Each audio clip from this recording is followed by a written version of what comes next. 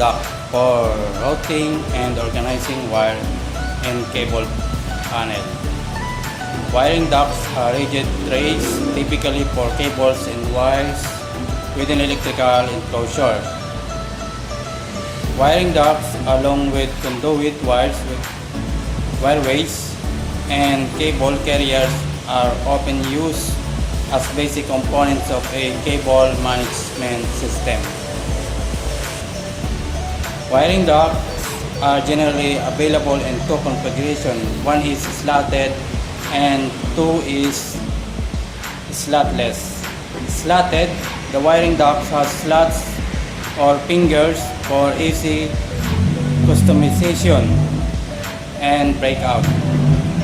And the slotless, solid wiring ducts that do not have any fingers or slots.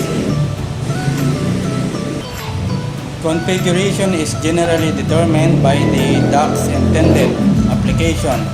For example, standard slotted ducts provide easy rerouting of terminated wires and provide ample cable support, while unslotted ducts provide overall cable protection and panels,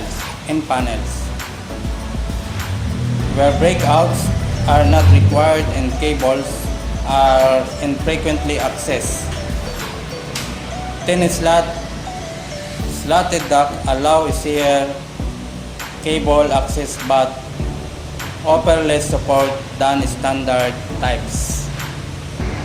Okay, now I'll show you how to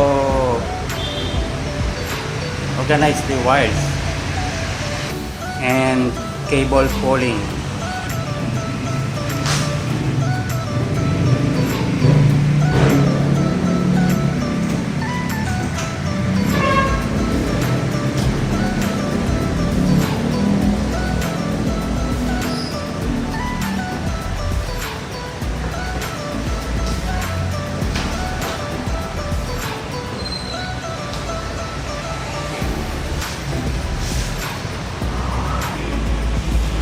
Okay, another wire.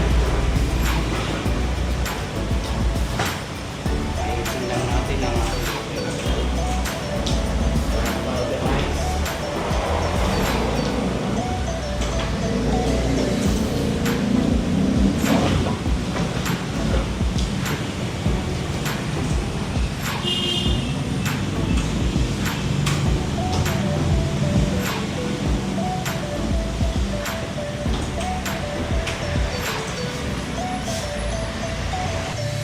okay, hanggang sa maayos natin yung wire katulad nito.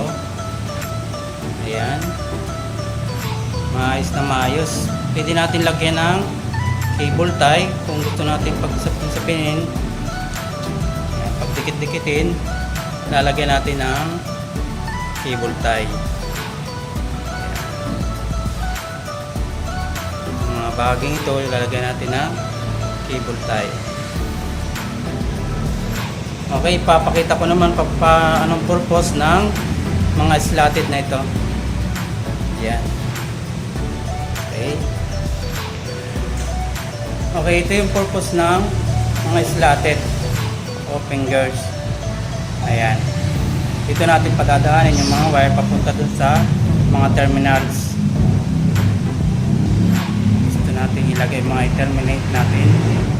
Nakita natin na okay na yung ating mga wiring natin.